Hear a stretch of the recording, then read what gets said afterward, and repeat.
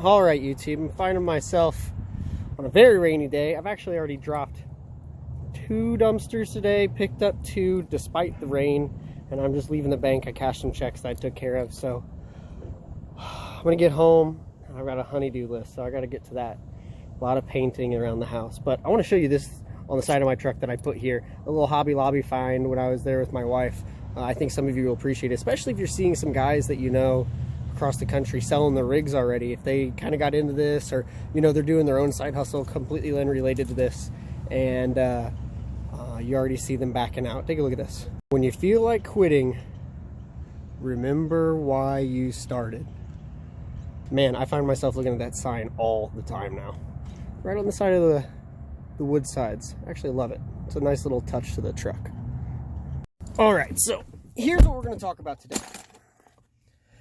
As I'm looking to possibly maybe upgrade my rig, I still think I honestly will stay with my Max XD setup.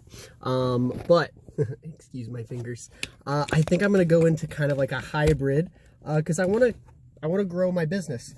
I want to keep growing what I already have. So, man, gotta love my editing skills probably. My hands are always in everything.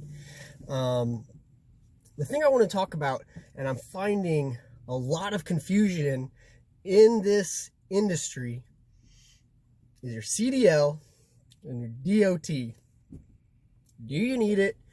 Who needs it? Why do you need it? Etc., etc., etc. All right, so that trailer right there, this truck right here, a lot of you guys are always asking me in the comments, do you need a CDL to do this? Short answer, no. Do I? Yes. Liquid life. All right, so here's the deal.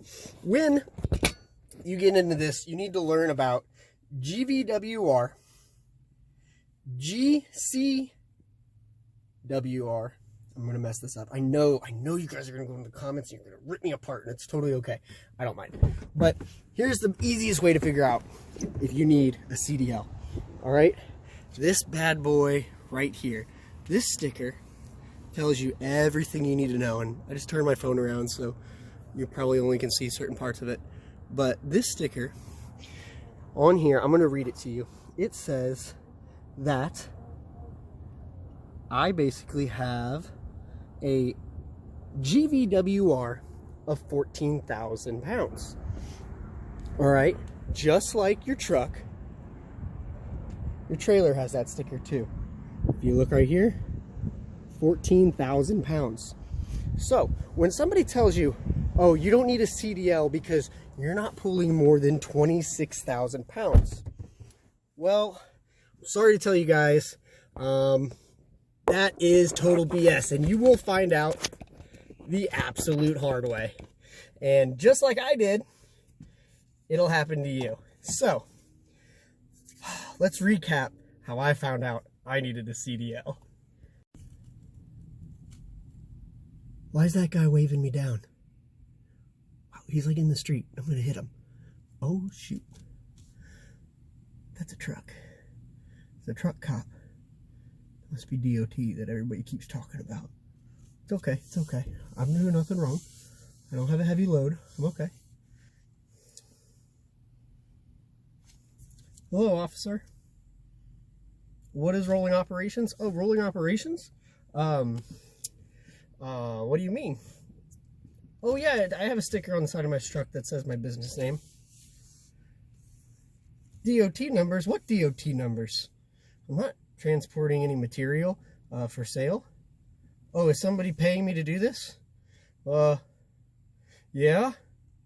Oh, okay. I need DOT numbers. Okay. Oh, why are you opening my door? Oh, you're looking at that sticker? Oh, yeah. No, I don't need a CDL. Oh, I need a CDL? Oh, that's not good. A fire extinguisher? No, I don't have a fire extinguisher.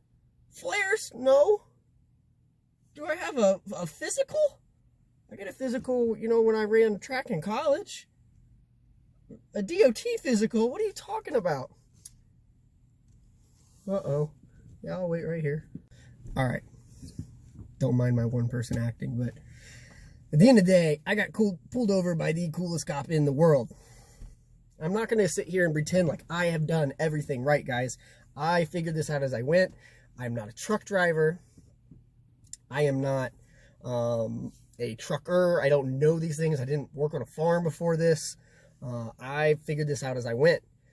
So, turns out, if you have a truck this big, this is a Dodge 3500, cab and chassis. You will look up all online and people will say, no, you do not need a CDL with a Dodge 3500. A Dodge 3500 is rated at, let's say 12,000 something pounds. Well, newsflash, a Dodge cab and chassis and a Ford cab and chassis and probably even a Chevy cab and chassis are rated higher than your standard Dodge, cab and chassis that come from the dealership with, the beds on them. These didn't have beds. I put a flatbed on this. So I was ignorant. I didn't look it up. And to add to this story, just to give you an idea of what poor timing this was, I was actually helping somebody I know in Texas get this business started. And on the phone, they were trying to figure out what rig they wanted, what truck they were going to get, what kind of trailer they were going to get, because they did not want a CDL, which is totally understandable. And I was like, oh yeah, I have the Dodge 3500 cab and chassis. And they're like, oh, we can't do that. We'll need a CDL. And I was like, no, you don't. You don't need a CDL for that. And he explained to me, and then I opened up the door, see that sticker that I did not check when I bought the truck because I was certain it was rated under, and I would be under 26,000 pounds combined. Turns out they're totally different trucks. Talk about a very expensive mistake. Don't make that mistake. I found out about a week before I got pulled over. I had been doing this for over a year. And then I got pulled over, and that acting you saw, that was me playing very stupid. Oh, I didn't know I needed a CDL officer. My butthole was puckering so bad. Oh my goodness. I could feel the sweat. I could feel the sweat running down to my butt crack. I was not feeling it because I knew that at that moment, if that cop wanted to, he could be like, you're done. Park your truck. You're going to have somebody call and pick this up. I was going to have to go through the whole process of getting reinstated with DOT or not even DOT. I didn't even have a DOT number at the time. I was flying under the radar when I got started. That's all there is to it. This was a total side hustle. I wasn't doing it every day. And he gave me an education. So, yes, you need a CDL if your truck is big enough and your trailer is big enough. With that, you can go to the dealer when you buy one of these. If you buy one new, you can tell your dealer, I want to derate my trailer because I don't want to be a combined weight of over 26,000 pounds. And this is where this gets a little iffy depending on where you are operating out of. And just to point out, I don't know that when you go to sell your trailer, if it keeps that derated rating, I would expect it can't. It does. And so if you're trying to sell it to somebody, they might not like that your trailer's derated because they may have a CDL or a different truck and they want every pound they can on the back of that trailer legally when they're towing it. So, there's an issue. The other issue, and I've gone back and forth with a lot of people on this, and I just want to be clear right now, guys. Let's turn the comments into like an education. I'm probably going to say something iffy or wrong. Feel free to correct me down in the comments. I want people to go through these comments and kind of learn the easy way and not the hard way. So I want this to be very clear for people thinking about starting a dumpster business with a trailer or on the back of the truck, or if they're going to get into hot shotting. I want them to kind of figure this kind of stuff out in one place. So fill the comments with your opinions and thoughts.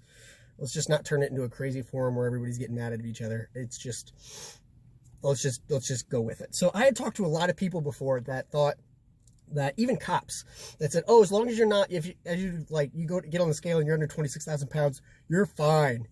Well, those are the cops that probably don't typically deal with DOT or DOT regulations. It's actually your GVWR. So your GVWR, and then there's a C in there somewhere, GVCWR. It's your gross vehicle weight rating is 26,000 pounds. So that is, if your truck, and let's say your GVWR would be just your truck, is under 26,000 pounds. So for all those people who are considering a hook lift truck, if your GVWR is rated under 26,000 pounds, the truck with all the material you have in the bed of it, let's say you hook up a dumpster and you're at 25,000 pounds, you don't need a CDL. And if your GVWR is rated under 26,000 pounds, let's say 25,000 pounds, like on that sticker, you are in the clear. You do not need a CDL. But that would be like a Dodge 450, 550, 650 combination type of thing. That would be the type of truck that you would see that GVWR. But this 3500, it doesn't need a CDL by itself. Nobody needs a CDL to go get, a 350 or a 3500. But as soon as they hook up a trailer, they need to start looking really carefully, because so this gooseneck has 14,000 pound GVWR as well. So my combined, that GVCWR, whatever, that now puts me at 28,000 pounds capability. There's the key. It is not about what you actually weigh. I could be driving this, and I was driving this rig, and I was under 26,000 pounds, but I was still illegal, and I needed a CDL because I was 2,000 pounds over the capability of 26,000 pounds. That's very important. Now, like I said, you can derate that trailer and then, fly under the radar there for the CDL. Don't need to worry about it anymore. There's, pros and cons of that, because then if you have a big load and you want to be right at that 26,000 pounds, which it happens, the last thing you want to do is that be the day you get pulled over. And even though your trailer's capable of pulling that weight, you can't do it because, well, you derated your trailer. All right. That's one part. So you need to kind of figure out, do I want a truck that hook lifts, stuff onto it, and then I'm kind of safe as long as I'm under 26,000 pounds GVWR? Or do I want something that can actually pull something? I want to use it as a trailer for multiple purposes. I would definitely say that I think, like, let's say for comparison's sake, I wanted to get a Dodge 450 or 4500, I'm sorry. That can probably pull more than it can hold in the bed. So when you're actually looking at a GVWR versus a GVCWR, whatever the order of those letters are, I can probably pull more weight than I can have in the bed. So that's your payload versus your hauling. So you got to kind of learn that as well. All right. So that's kind of the combination law, the 26,000. That's that magic number. But the other argument I will get in with people is, at least in Illinois, I know for a fact, or from the way I read it, that if you get a trailer and it says vehicle, if you are towing a vehicle, these are vehicles. These trailers are technically vehicles. I know it doesn't seem like it.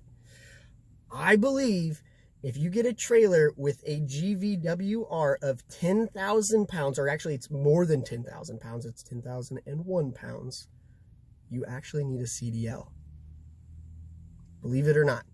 I don't know if there's like a cop in the world that if you have a bumper pull is going to give you a ticket for that.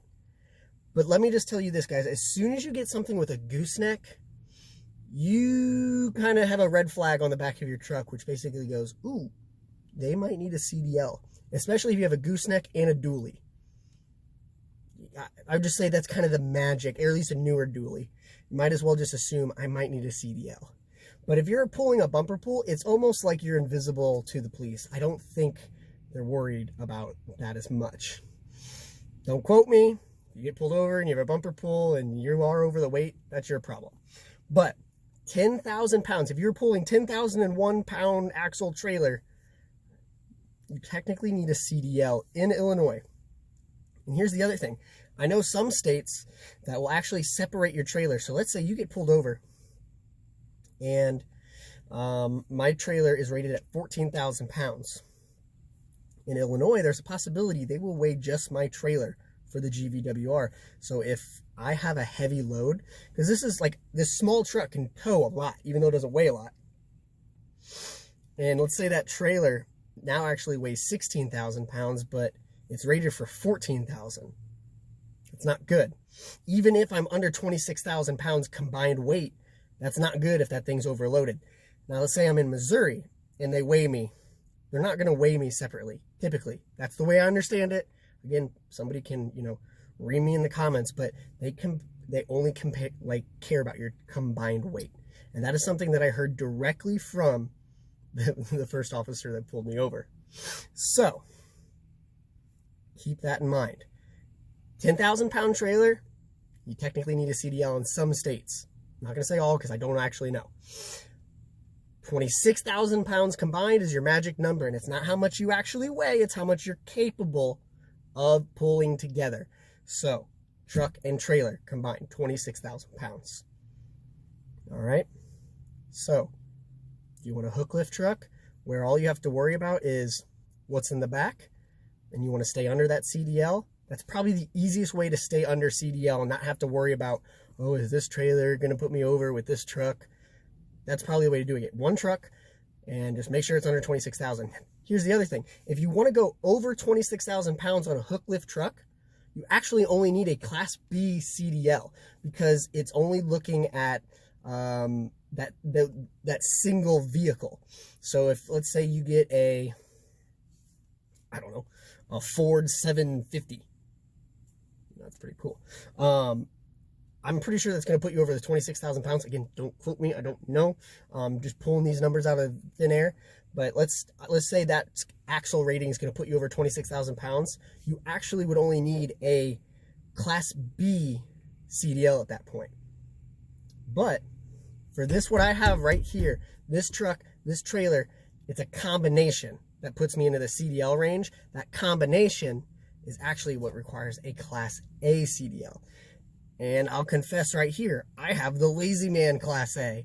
I took the test. I had it done pretty quick. I actually am not certified in air brakes, and I am not certified in manual, even though I can drive a manual, and I know how a semi works. I just needed to get my CDL real quick, so I went and took the test. I did the written, and then I went and did the physical like 2 weeks later because they make you wait. And then I just cashed it. I was done. So keep that in mind. Class B versus Class A is a whole nother ball game as well of, what you're going to be operating as with your rig. And I'm only talking about this in terms of the dumpster business, and maybe if you want to look into hot shotting, kind of the same concept or idea, although with hot shotting, you're most likely going to be towing a trailer. So you're really just looking at that combination, and do I need a Class A or do I not need a Class A? So that's one big topic there. I hope I'm touching all of this appropriately. The other one is DOT. Everybody wants to know, do I need a DOT number? And, oh, it's so foggy. This DOT number is probably more foggy than the CDL. But I'm going to say, if you've got your logo plastered on the side of your truck, plastered on the side of your dumpster, and you are for hire, you need a DOT. I would probably just say you need it. If you just want to run way under the radar, your dumpster is the same color, your trailer, it looks like a, it just looks like a dump trailer, or even better yet, you have a bumper pull that's that's going to probably make you look even less suspicious. I'm not telling you to do this just to break the law. I'm just telling you what is probably going to be identified.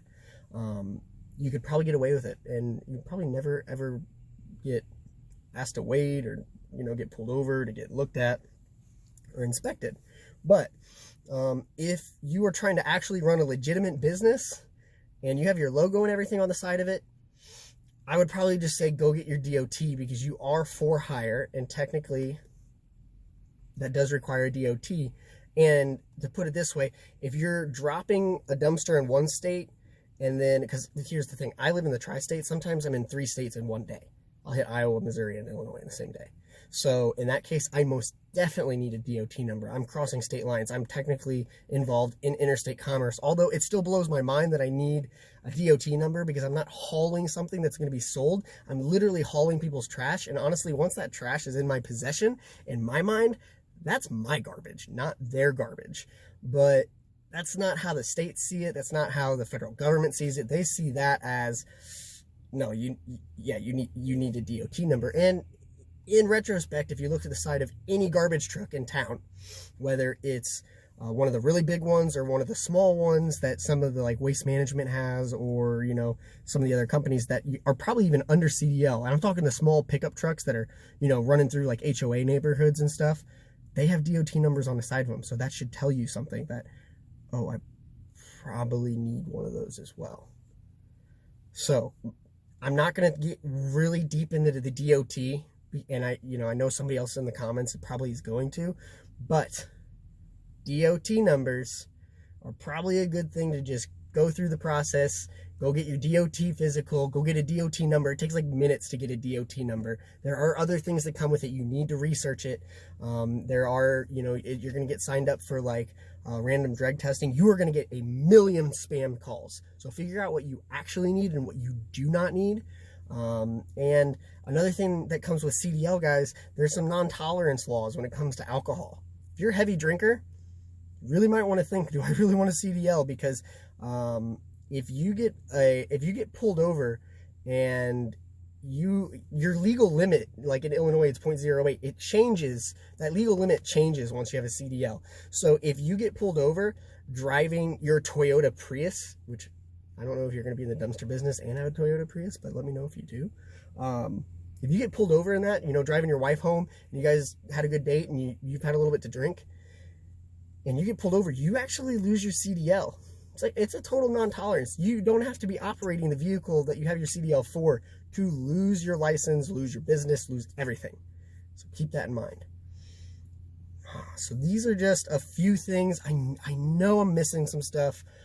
I know that some of you guys are going to have other things to say, and that's why I said put it in the comments. Let everybody kind of think about this, because if they're thinking about starting a business like this or getting into hot shotting or shipping container rentals or whatever, I want them to know what kind of trailer they should pair with their truck, or what kind of truck they should pair with their trailer. And that's again going to come down to that combination weight, or if they want to get into just dumpster hauling or dump trucks or whatever, they need to know what that combination is versus the Class B, or that combined vehicle rating of just the vehicle itself. And do I want to stay under this 26,000 pounds, or do I want to get a bigger truck and get like Class B?